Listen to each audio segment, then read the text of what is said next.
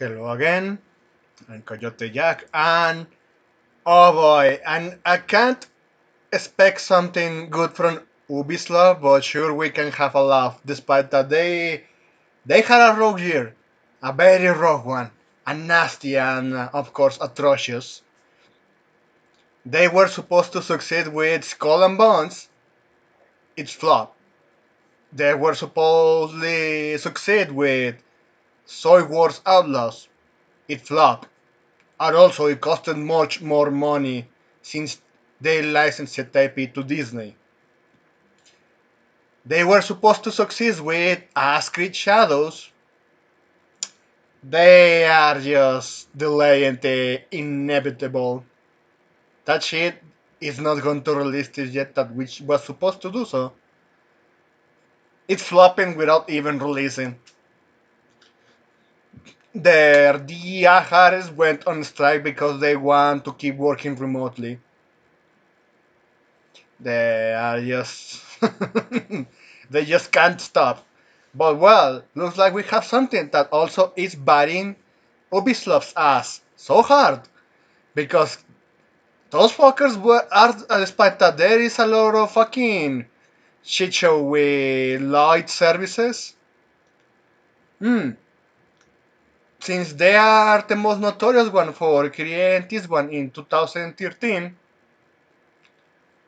Well, look at the consequences because it never stopped. So this one from Polygon. Ubisoft sued for shutting down the crew. The issue is once again about the differences between buying and licensing games. Oh, you will be surprised of what we have here. And I have to add, this was a live service that also sold DLC separately and did the season pass and an expansion. And if you search videos of those contents, you could play that single player mode. Despite that you were connected with fucking servers, you could still play that, or even between races, you could still pause it if you were playing alone. So that hacking game always had an offline mode, and they never made it available for the end that consumer because they really wanted to not own nothing, even with physical, and which is it gets actually gets touched in this article. Look, two Californian gamers, California from all places, are suing Ubislop in a proposed class action lawsuit over the developer and publisher's recent shutdown or race in the game The Crew, which got revived on PC thanks to modders, despite the fucking Ubisoft made it difficult for them because they removed the game from their libraries despite they paid for it. They were trying to stop you to use those files to modem. Yeah, man, just like how they revived the Need for Speed World, they revived the crew. Ubisoft released the crew in December 14 and shut down its servers after a decade due to server infrastructure and licensing constraints. After the servers shut down, the game became totally unplayable due to its lack of single-player offline mode when the shutdown was announced on December 14 of current year. Ubisoft did offer refunds to people who quote-unquote recently purchased the crew. I remember that there were some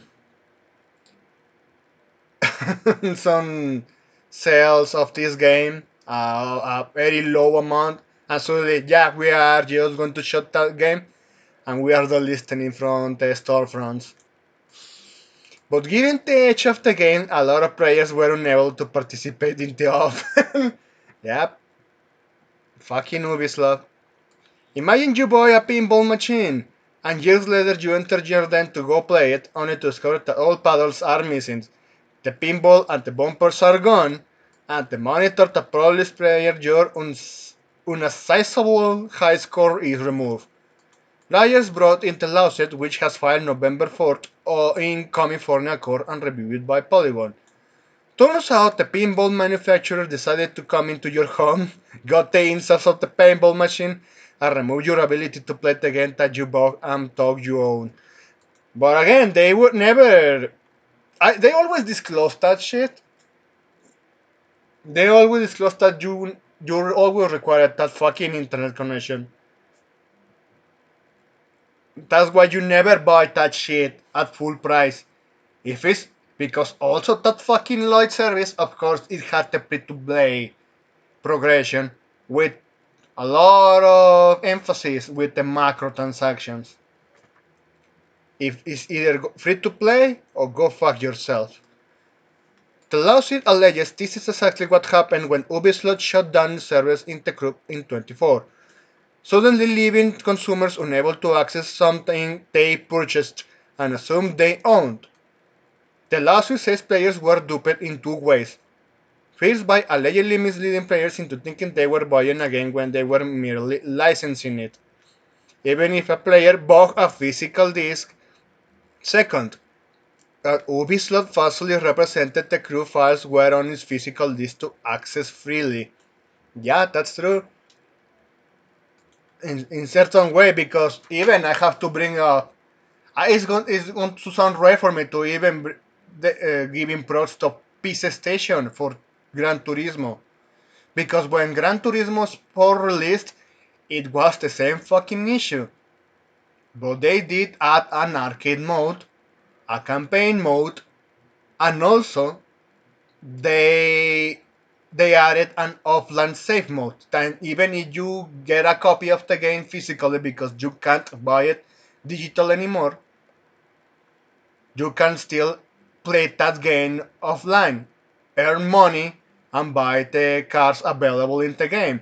Only the ones that didn't require online functionality, because even that's a debacle where with Forza games, despite that not all of them were live services. Some cars, you if they shut down the servers, well, there is no way to get them because they were tied to online functionality, or even Need for Speed games. But well, the main point here is they could have added that offline mode, or should I say, enable it, because data miners found out that it was always there, and also save your data to play offline. So even if a player brought physical discs in second hand, that Ubisoft falsely represented the yeah, excuse me, we read that. Ubisoft is violating the California consumer protection laws, the lawsuit alleges. So yeah, because wait, I just keep it that. And the discs were simply a key for the game. Yeah, it's always like this. Even for games that are just single players, nowadays they do that shit of not adding the entire game and for you to download the rest. And I honestly, that's why even they manage their way to, or should I say, they do scummy shit to make your those physical copies useless and you are not connected to say storefront if you are playing on console. Both plaintiffs purchased the game well into lifespans in 2019 and 2020, respectively on physical disc. The lawsuit says neither would have purchased the game on the certain-year price knowing the game servers could be taken down, rendering the crew totally unplayable even in an offline mode. The lawsuit also covers the backlash to Ubisoft's decision to shut down the servers and not include an offline version of the game, because even they're doing this. If I bring another example of games, let's look at gacha games. Some gacha games they just made it impossible to play offline, or even they re-released the game as a game with offline mode. For example, Metal Slug Attack. That was a gacha game for mobile and PC, and they re-released it after the shutdown of the servers, and you can play that shit offline, single player, or play the PvP, which is something that fucking Ubisoft who have easily done. And funny how they announced that they were even going to add offline mode for the Crew 2 and the Crew Motorfest, which they haven't done that yet. They were just trying to calm the waters. Someone should make that reminder that they haven't added that shit. Because I haven't seen any single one of the people that fucking played that shit currently in this year that they added offline mode.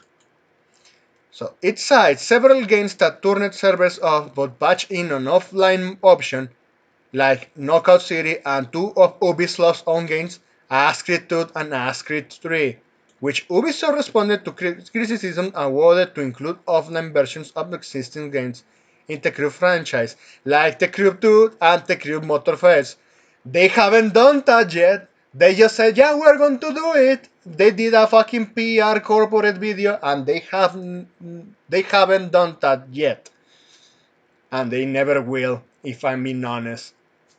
They are just trying to save themselves, and the way as Ubisoft's bankruptcy is heading, it looks like it's going to end it that way.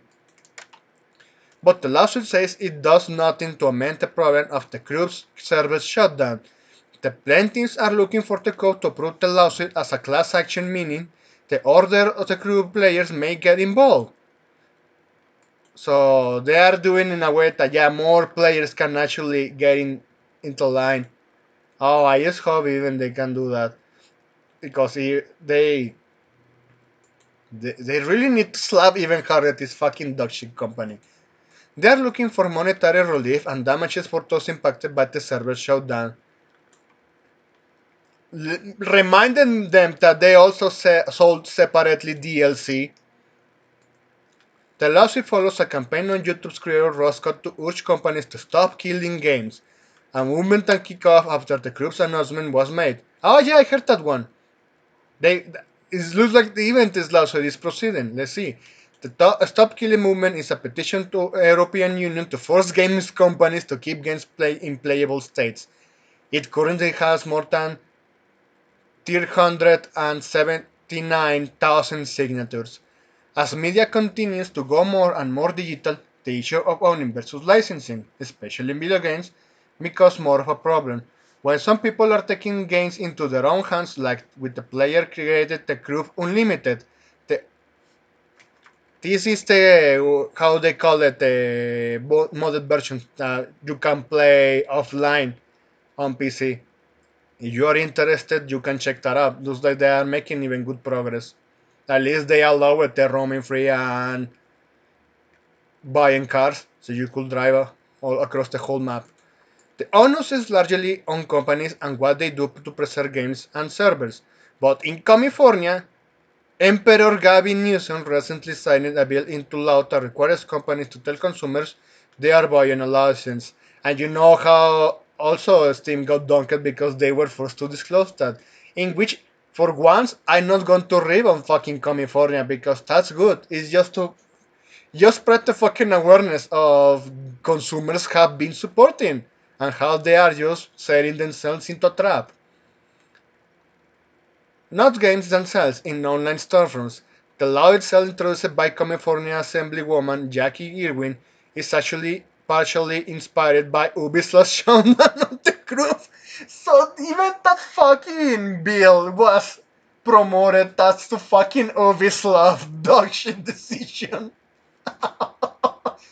So they released something over a decade ago, expecting that they would not bite their ass, and Austria bite them. Ah, life goes in full circles, people. It goes in full circles, and if you are not careful, oh man, I just hope you at least get your ass prepared for some kicking there. The law, however, doesn't do anything about the fact that games are licensed and not purchased outright, nor does it stop a company from rendering a game unplayable.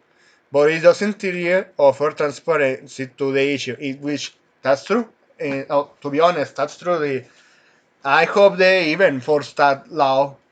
There must be a law that they must force those live services that they were obviously designed to be single player excuse me, played as a single campaign mode.